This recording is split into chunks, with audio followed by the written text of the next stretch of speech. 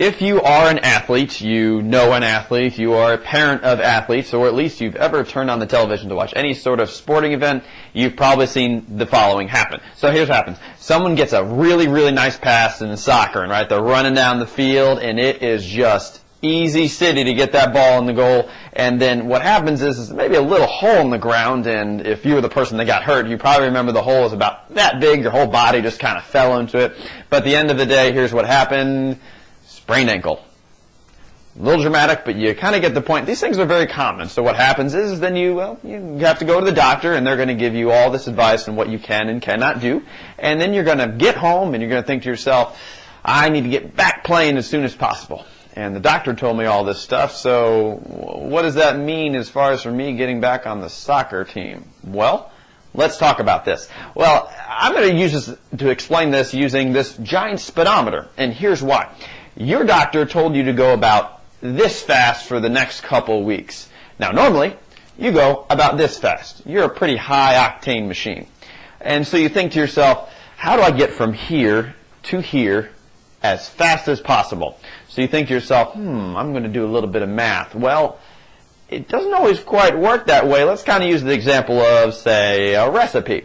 You get this turkey, and the instructions say, okay, cook that thing for 4 hours at 400 degrees. And you sit back and go, that's taking too long. How about 1 hour at 1600 degrees? That just makes sense. I passed math class in 5th grade. This should work out. Here's what happens. Well, your body isn't a whole lot different because there are certain recipes as far as how things heal, and there's a huge time element involved. And you really can't change that. So we're back to the speedometer again. Okay, so this is what the doctor told you to go, cruising right around there about 10, 15 miles an hour. But you're like, I can edge it up a little bit, because I'm a really good athlete and I heal faster than everyone else. I'm a stellar healer.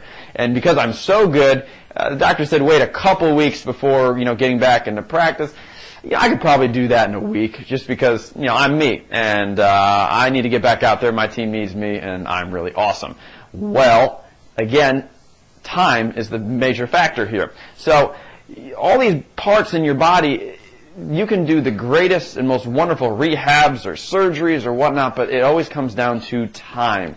There is a certain pace that things heal, and if you go too fast, you end up just seeing them again, and you really don't want to do that because if you're constantly hurt, these things lead to more and more injuries, and then, we'll come back to this car concept one more time, because if you were to drive around on this flat tire, think to yourself, it's not a big deal, it's just a flat tire. But when you're on the highway going 70 miles an hour, it's not going to be really hard for that flat tire to turn into an accident.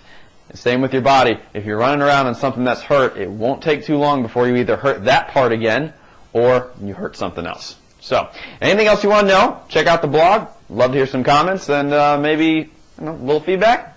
That'd be great. Have a great day.